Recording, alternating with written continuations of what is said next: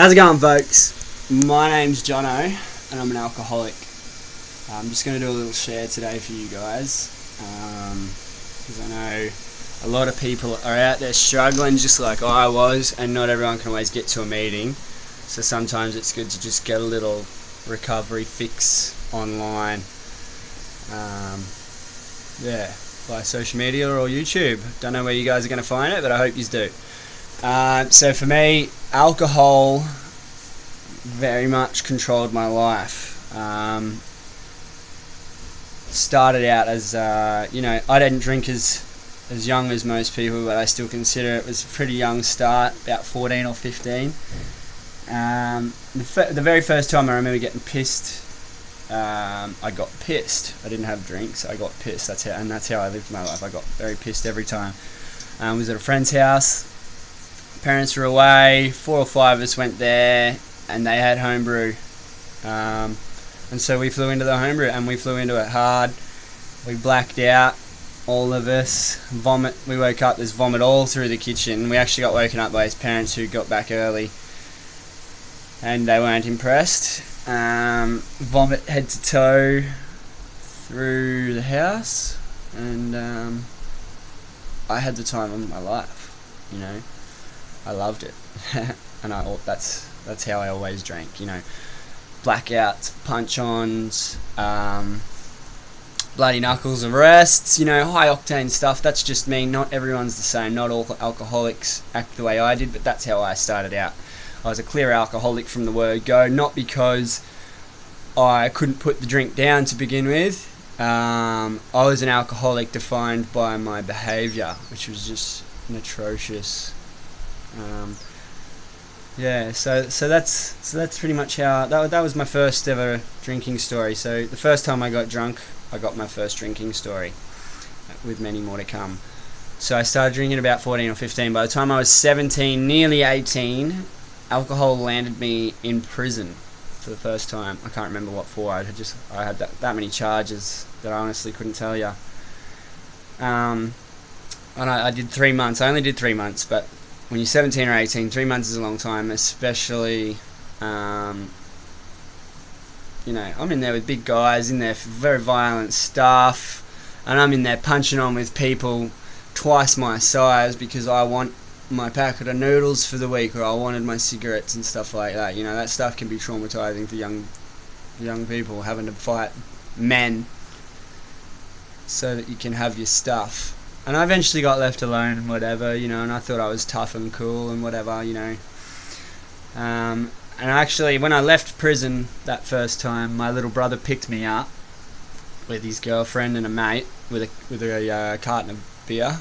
And by the time we got back to Gympie from Maryborough, which is a 1 hour drive, my brother had been arrested and he went to jail for throwing a bottle out the car, and he hit the front windscreen of a car on the highway, oncoming traffic, and it went through, and luckily no one got injured or hurt, but there was a few cuts and abrasions on this man and his daughter. And that was funny back then. That's just where my state of mind took me. That sort of behaviour and that lifestyle is what I liked to do. I liked to get pissed and I liked to run amok, and that sort of behaviour carried on until I was about 21, when I landed up in prison again. About 21, prison again. I got 9 months. Stealing cars, burglary, drunk driving. I crashed into someone and then I drove home. And the car actually belonged to a friend, and they contacted the friend who contacted me and said, "Man, you were driving, can you fess up?" And I said, "Yeah, go on, tell them where I am. I don't give a shit." I already had warrants for my arrest. I'd been on the run for 3 months, just drinking, hiding out, and that. And so the cops came up, they found the car at the bottom of the driveway, smashed into a tree. They came up, I jumped off the veranda and hid underneath as the first car came up, then the second car came up, so I decided I'll sit still. When I saw the footsteps go past, that's when I bolted like a bunny across the driveway and I hid behind the shed. And then the third car came up, was the detectives, and they parked next to the shed. And to this, I didn't know how they found me behind that shed. I had no idea, because I thought I was the sneakiest, most cunning bastard in the world. But they flicked their torches on and came straight behind the shed, and I darted like a bunny, jumped the fence, ran across the paddock. They closed in on me. I gave up, turned around, they whacked me on the head with their torches. And I said, "How'd you find me?" And they said, "Mate, we heard you staggering around behind the shed. You're not that sneaky." And and that's the alcoholics. That's how alcoholics think. We think we're sneaky. We think we can trick the people that we love. We think we can trick the law. We think we can trick everyone. But the fact is, everyone knows but us. So after that, I got out, and I just I continued to drink the way I did. My father is also, he's 36 or 37 years sober now, so it's not like I didn't have the role models there to know that I was doing the wrong thing or that I was an alcoholic. I just didn't care. To me, being an alcoholic, I thought it was quite comical, and I thought, one day it'll just, it'll sort itself out or something, I don't know. So here I am, 21. I've had very few jobs. The jobs I did had, I'd held for very short amounts of time, and around this age, 21 to 22, my alcohol abuse or addiction, whatever you call it at that stage, began to take a change. Alcohol began to attack my nervous system, and I was starting to get very violent panic attacks and anxiety, to the point where and at first I didn't know what they were. I had no idea that alcohol, more alcohol could get rid of whatever this was I was feeling. I didn't know it was anxiety or panic attacks. I thought I was dying. The first time it ever happened, I was at the Eka, and I thought I was dying.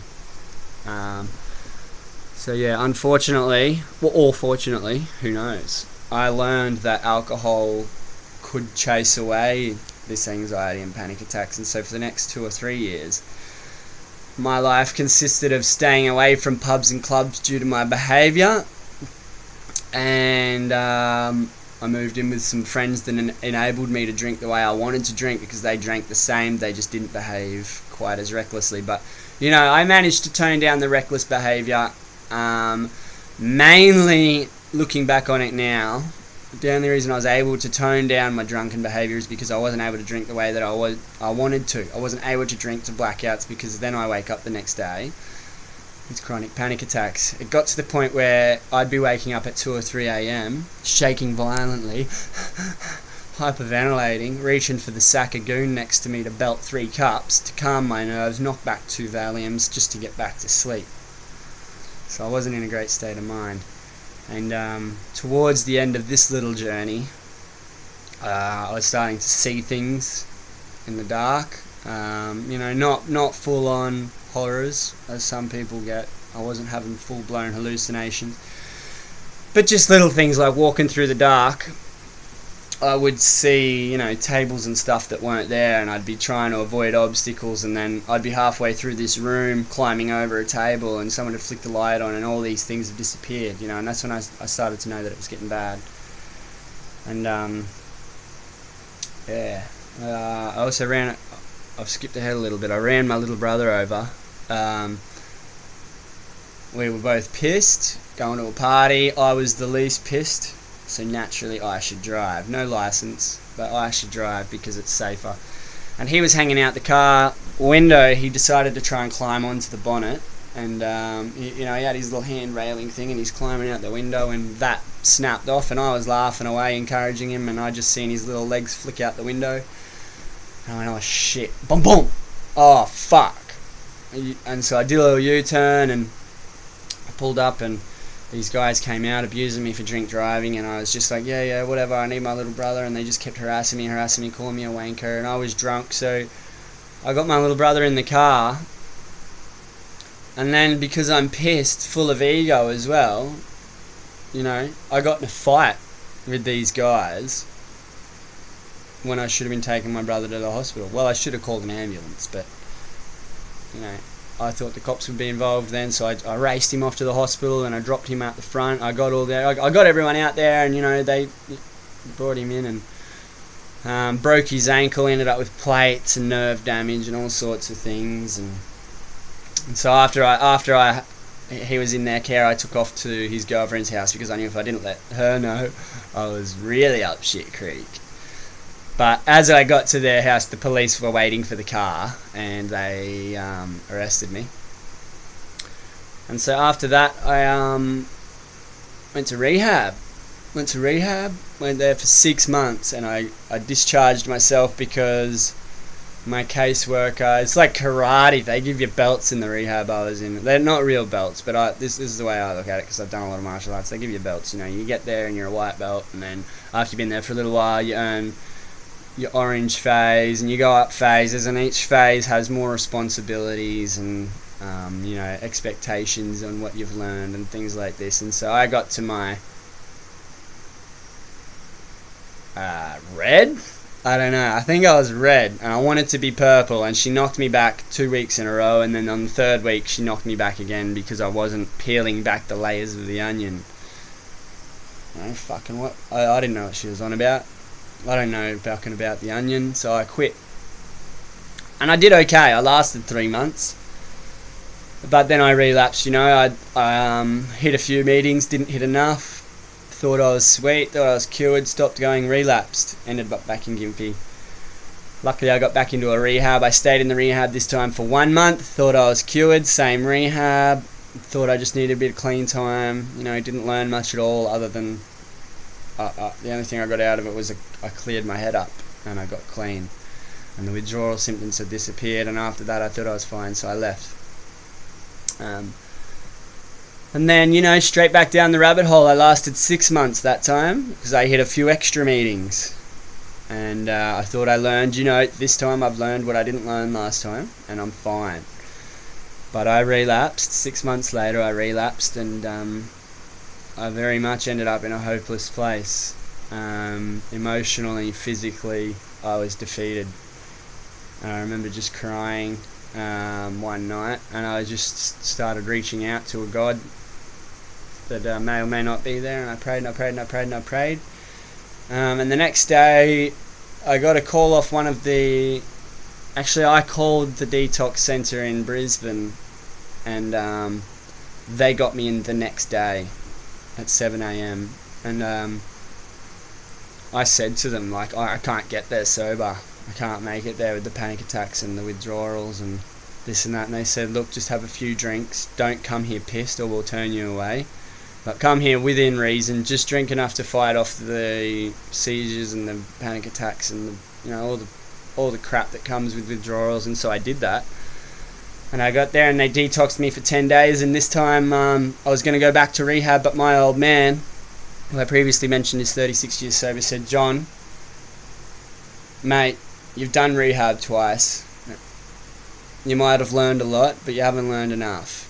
And he gave me $1,000.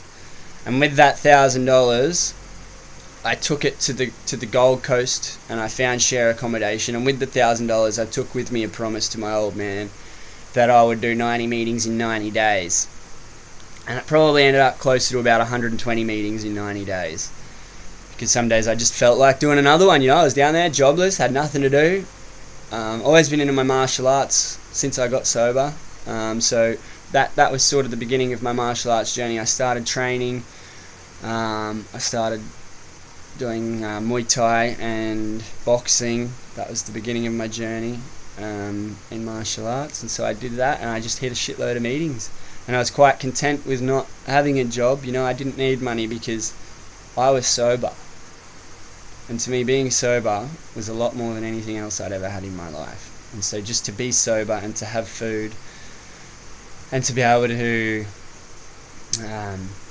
do what I wanted. This was the first true bit of freedom I'd had since I was 17.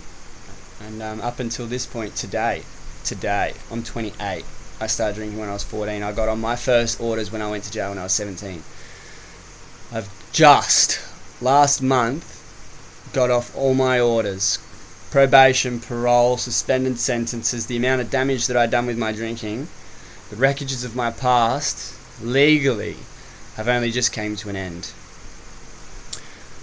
So I got sober then, through AA, through Alcoholics Anonymous, through recovery, through a higher power. I'm not going to go into that.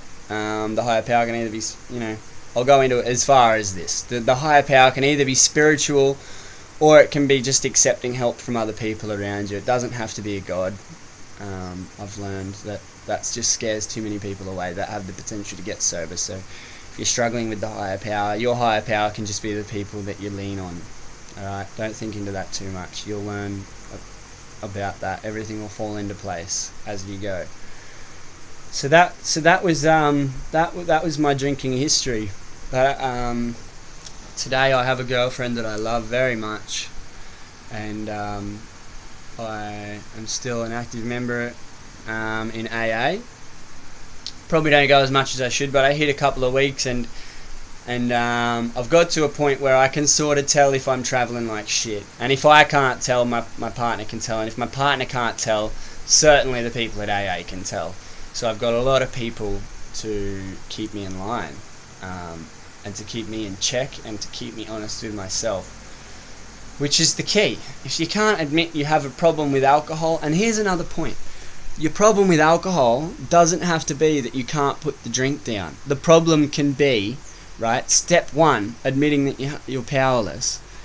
That can be as simple as accepting the fact that when you drink, you're not like everyone else. You're a fuckhead. You can't behave. You're a dick. You know what I mean? It doesn't have to be.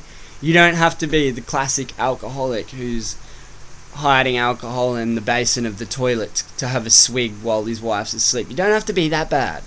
All you have to do is accept that you're different, and you can't behave like everybody else when you're on the drink. And it's that simple. That's enough to stop drinking, because your life's gonna be better, trust me.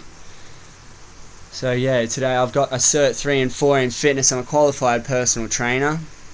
I mainly did that for my own goals, though. I haven't chased a career in that, just with my martial arts and my fitness and stuff like that. I do work full time though, working for a company in Karoi, and I'm making decent money. But I have plans for a stronger future. I have plans to up my skill set and to continue my growth spiritually as a person, both in AA and out of AA. Yeah, I mean, there's no point being on this planet if you're just going to live like a robot and cruise through life unconsciously. You need to be conscious, you need to be in the moment, and you need to be growing as a person. Otherwise, there's not much point, mate. I don't see alcohol, I don't see my alcoholism as a defect anymore. I see it as a blessing, because it forced me into the mindset that I live with today, which is I need spiritual growth because it makes me feel good and it makes me a better person. And obviously it helps me to not want to pick up another drink. And more importantly, I'm able to help other alcoholics now. You know, a year, 2 years ago, 3 years ago, even in active addiction as an alcoholic, I was so sick that I thought I could help other alcoholics. Just out of experience. I'm an alcoholic, so I can help this. Nah. I mean, I can tell them about AA and that, but that's as far as that goes. Now, I have the genuine experience of sobriety and the 12 steps, and I've got what I need to help other people, and I think that's a very important part as well. I've got this beautiful thing, which is sobriety, and mental, I don't know the word, but today doesn't matter what's going on. Doesn't matter if I'm sick and I can't get to work. Doesn't matter if I'm behind on bills. Doesn't matter what's going on, you know. I realize people can't shoot me for anything. Nothing bad is going to happen. Nothing can get as bad as it was. So just chill. Just chill. Can only get better. Life only gets better. As long as you put in the effort, life can only get better. Just recently quit cigarettes as well. You know, everything's going uphill now. I've got a job, I've got a girlfriend, I have qualifications, I plan to get more qualifications. I've got my mental sanity, right? I can see all the stuff that I used to do was crook in the head. And I'm happy, and every day just keeps getting better. I know it's hard to believe. I've heard my dad saying that for years and years and years, but it's just true. Every day just keeps getting better. life has its ups and downs. Life is a roller coaster, you know. People die, people get sick, people that you care about, but you learn to deal with that in a healthy way. You know, I don't run to the bottle as soon as something goes wrong anymore, and to be honest, the bottle is the last thing that I think of running to. And I can't stress enough how good it is to be sober. And if you're struggling right now, brother or sister, you know, shoot me a message. Jonathan Morris. Find me on Facebook. Find me somehow. Comment on this wherever you've found it, and I'll message you and I'll steer you in the right direction if you're not sure on what to do, because I'm sure I know what to do. I've beat it. It's done. Don't get me wrong, I'm still always susceptible. I'm never safe. The only way to stay sober is to always be on guard. You know, I'm never going to be safe from alcohol, because one drink and I'm fucked. I'm right back to where I was. I'm absolutely ruined if I have one drink.